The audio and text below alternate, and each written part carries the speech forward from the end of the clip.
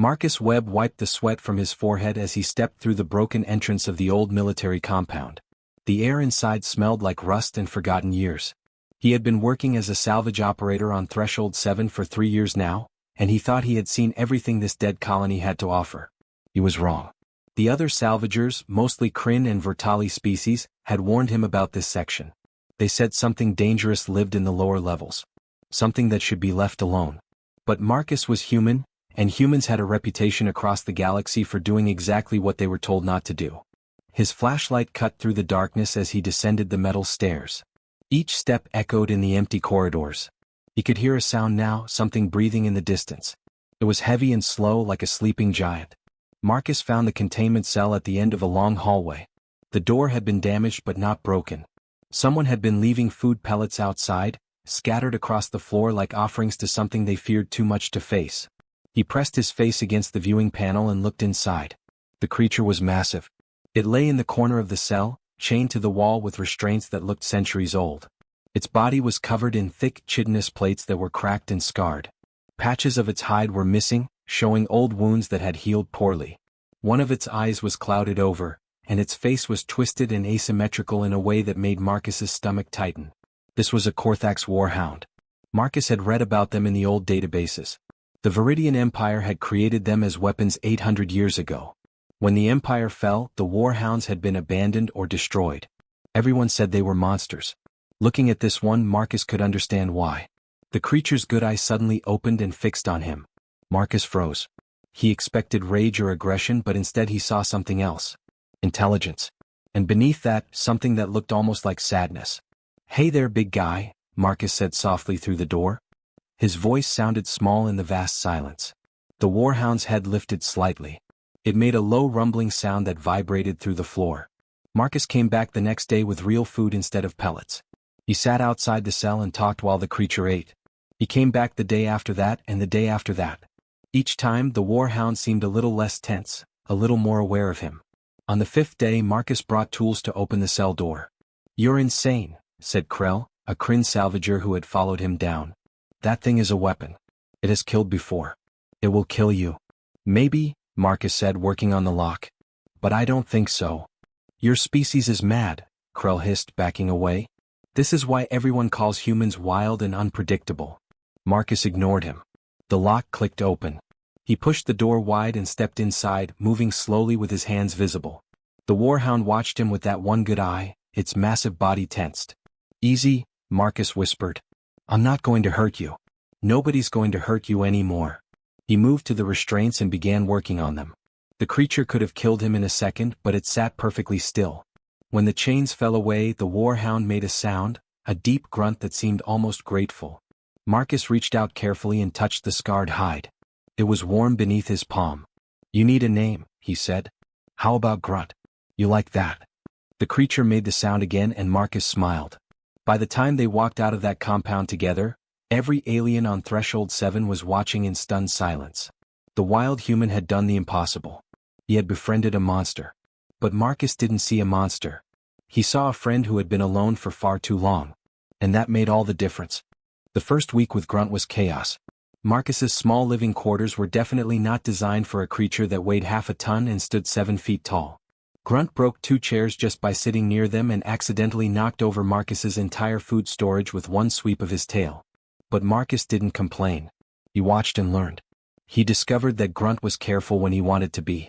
The warhound could move through tight spaces without touching anything if he concentrated. The breaking things wasn't aggression. It was just newness. Grunt had been in that cell for so long he had forgotten how to live in the world. Marcus spent hours in the old Viridian databases, reading everything he could find about warhounds.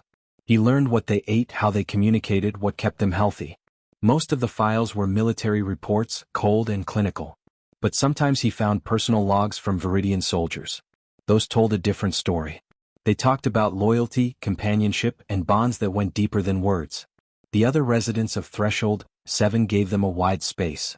Aliens would cross to the other side of the corridor when they saw Grunt coming. Children hid behind their parents. The station administrator, a stern Vertali named Shess, visited Marcus 3 times to ask if he was certain about his decision. "That creature is dangerous," Shess said, her purple skin flickering with concern. "What if it turns on you?" He won't, Marcus replied simply. Grunt sat beside him, close enough that Marcus could feel the warmth radiating from his body. But slowly things began to change. The aliens noticed that Grunt never showed aggression unless Marcus was threatened. When a drunk Kryn miner stumbled too close to Marcus in the station bar, Grunt positioned himself between them with a low warning growl. But he didn't attack. He just protected. Marcus taught Grunt commands using a combination of hand signals and words. Sit, stay, come, easy. Grunt learned faster than any Earth dog Marcus had ever heard of. Within 2 weeks they had a vocabulary of 20 signals. Within a month it was 50. One evening Marcus found a young Chishin child standing outside his quarters, holding a small toy. The child's parents stood nervously several feet away. "My son wanted to give this to your friend," the father said carefully. Marcus looked at the toy. It was a small carved animal, something like a bird. He took it and held it where Grunt could see. "Someone brought you a gift, buddy," Marcus said. Grunt lowered his massive head and sniffed the toy.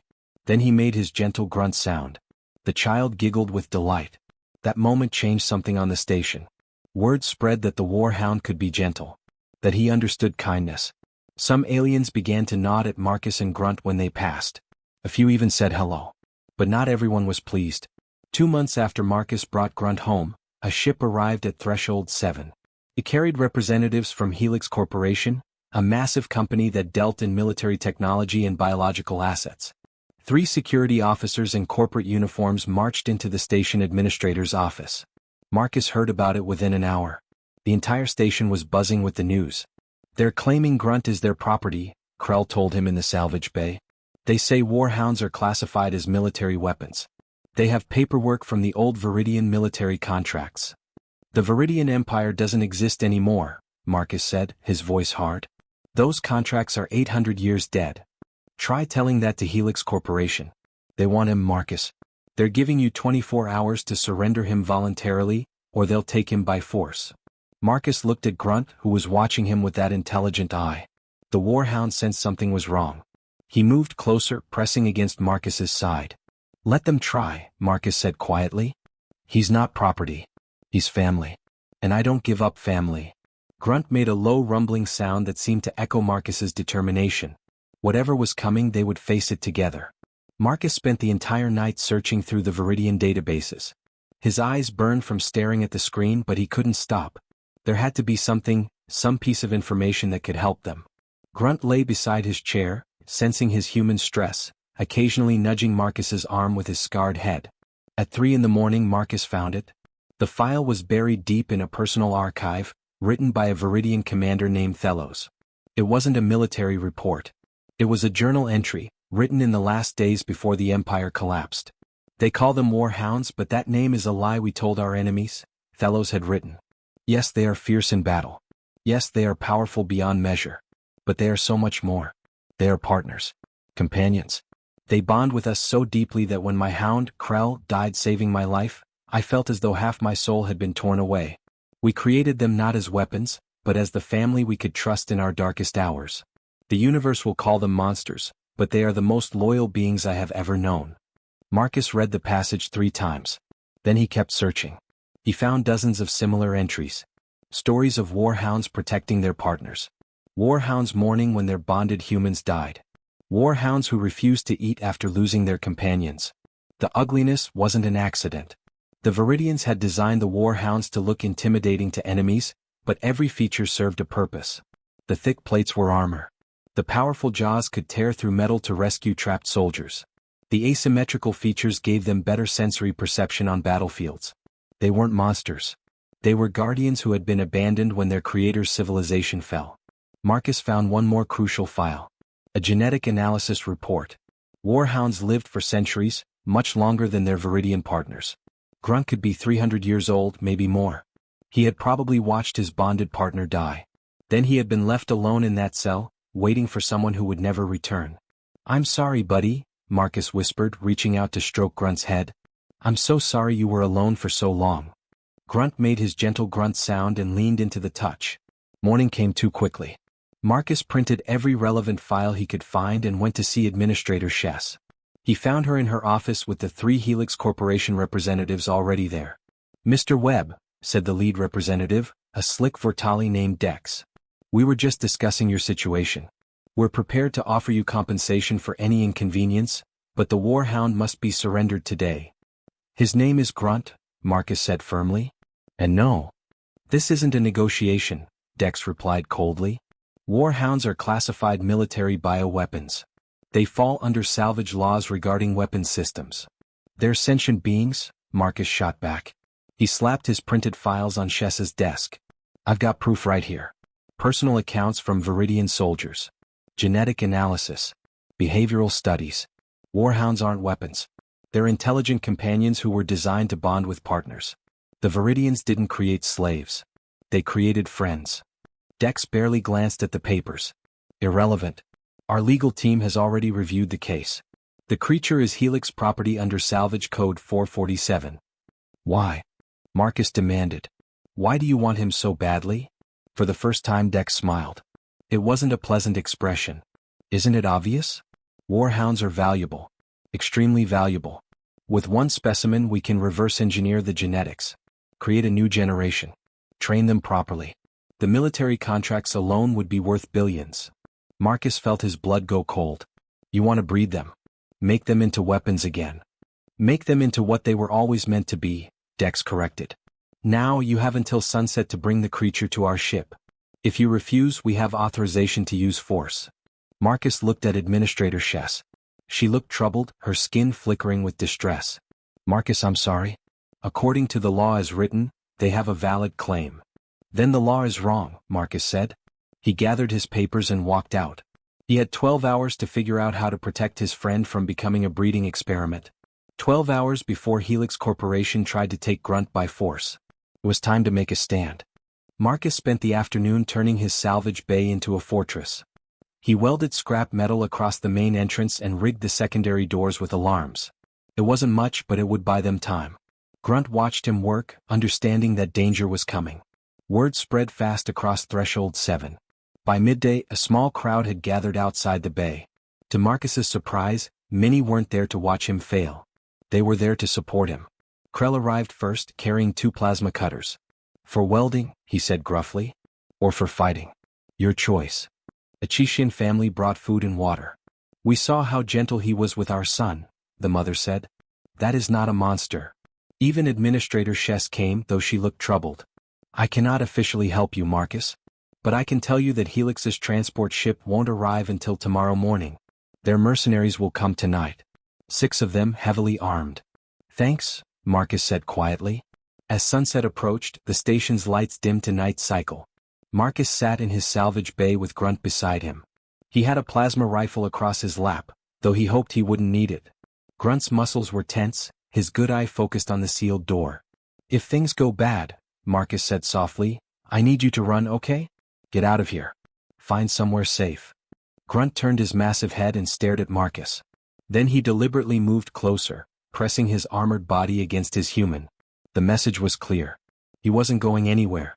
The mercenaries came at midnight. The alarm on the secondary door blared first. Then the main entrance shook as something heavy hit it from outside. Marcus stood up, his heart hammering.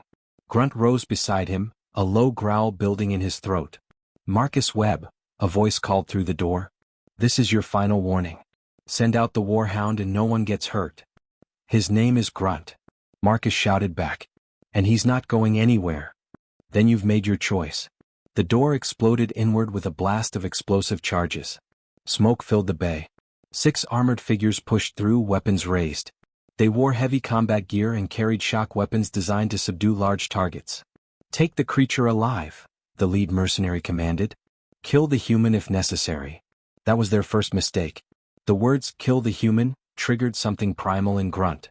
The Warhound launched forward with a roar that shook the entire bay. He moved like liquid death.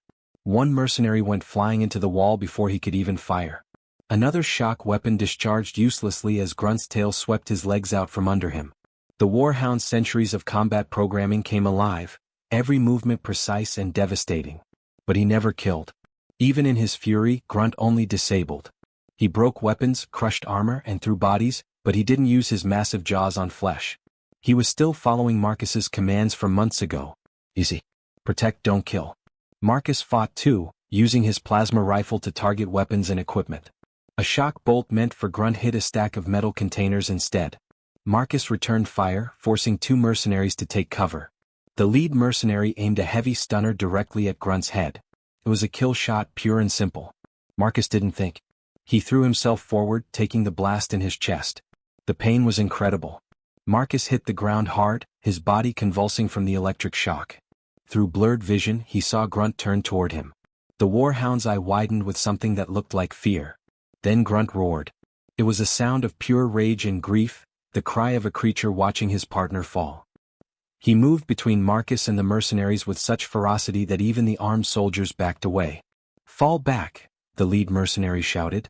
"Fall back now." But it was too late. The sealed bay doors burst open from the outside. Krell stood there with 20 other station residents, all armed with whatever they could find. Administrator Shess was with them, her skin blazing with purple determination. "This station," Shess announced, "stands with Marcus Webb. Helix Corporation, you are no longer welcome here." The mercenaries, surrounded and facing an enraged warhound, made the smart choice. They retreated. Grunt immediately returned to Marcus, nudging him gently with his scarred head, making worried sounds. Marcus reached up weakly and touched his friend's face. "I'm okay, buddy," he whispered. "We're okay." The news traveled faster than any starship. Within 2 days, every corner of the galaxy knew the story. A human salvager on a forgotten colony had stood against a corporation to protect an ancient warhound.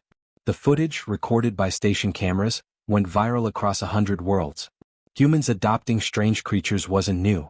The galaxy already knew about Earth dogs and cats and even some humans who kept Earth spiders as pets, which horrified most aliens.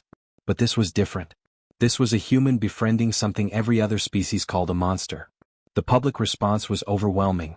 Protests erupted outside Helix Corporation offices on 7 different planets. Legal experts from multiple species began filing briefs arguing for warhound rights. A prominent Vortali judge announced she would take the case personally.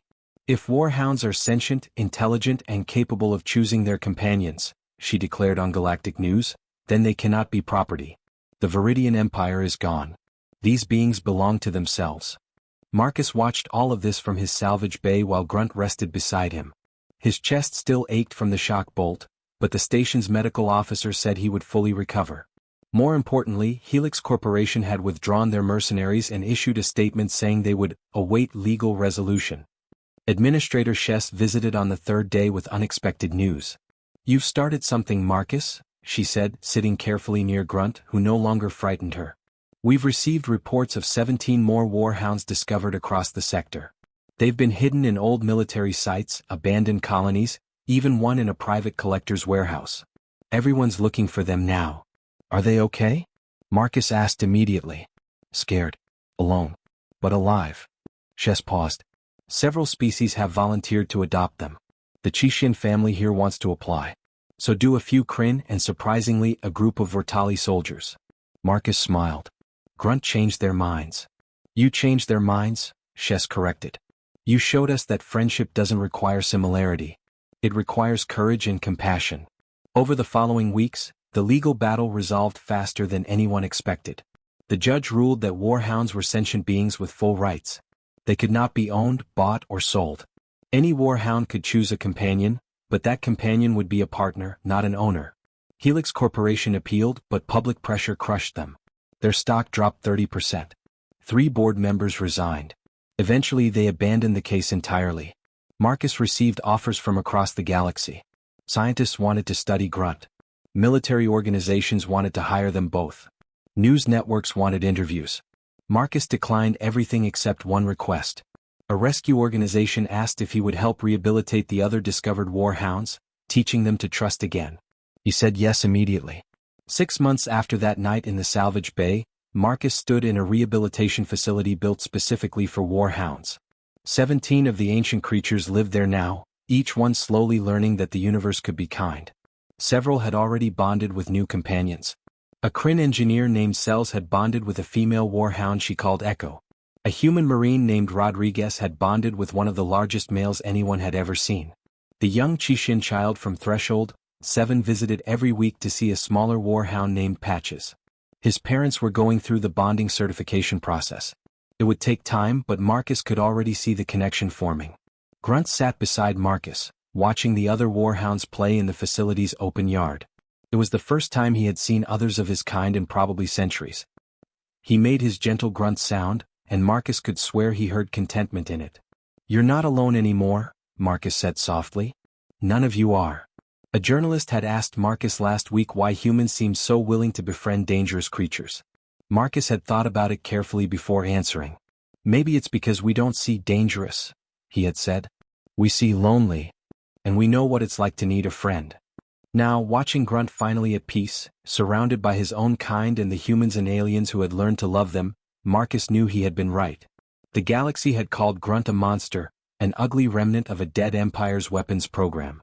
But Marcus had seen the truth from the beginning. Grunt wasn't a monster. He was family. And that had made all the difference.